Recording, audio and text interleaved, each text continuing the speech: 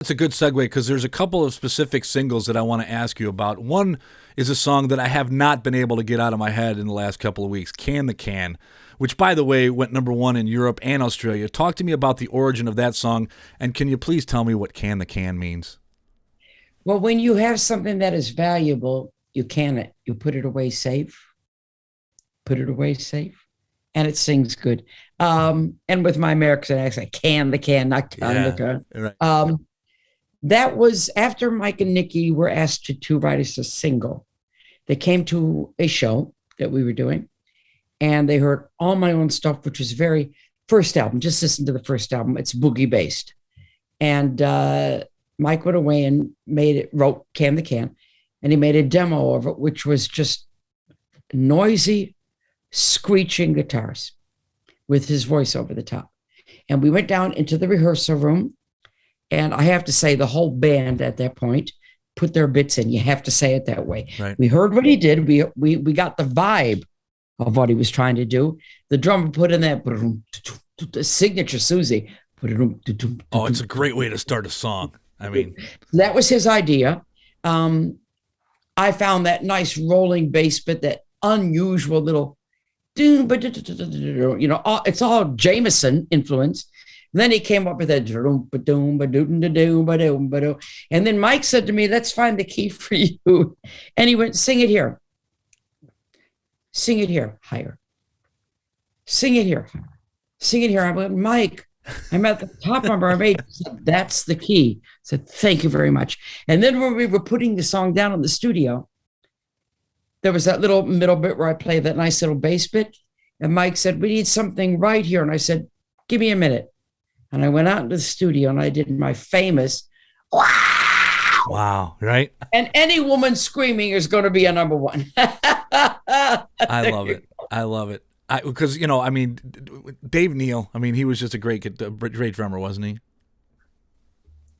He was the best. And he passed about 2-3 years ago now.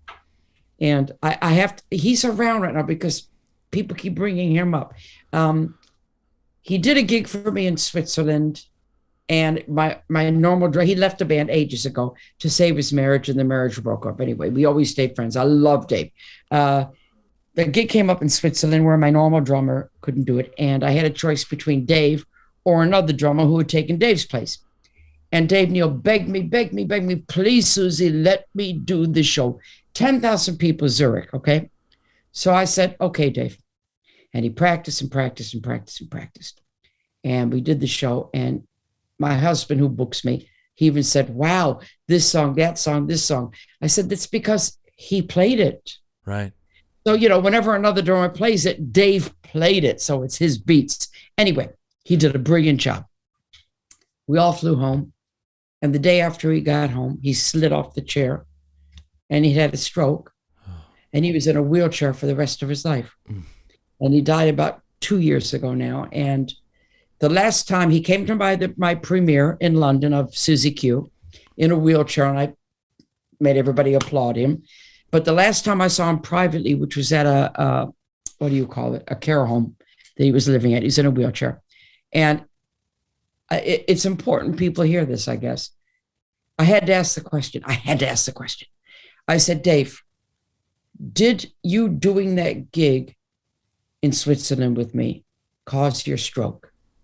I had to know this for myself. I'm sure that bothered you. Big time. And he was quiet for a minute. I think he was really considering his answer. And we're very close. We're like brother and sister.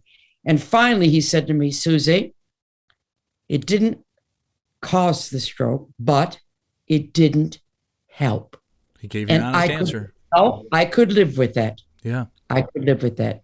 So in other words, it was going to happen, and maybe that accelerated it, but that's okay. He wanted to do the gig, and I didn't want to be the cause of it, Sure. but Sure. and yeah, it was just, oh, bless him. What a good drummer.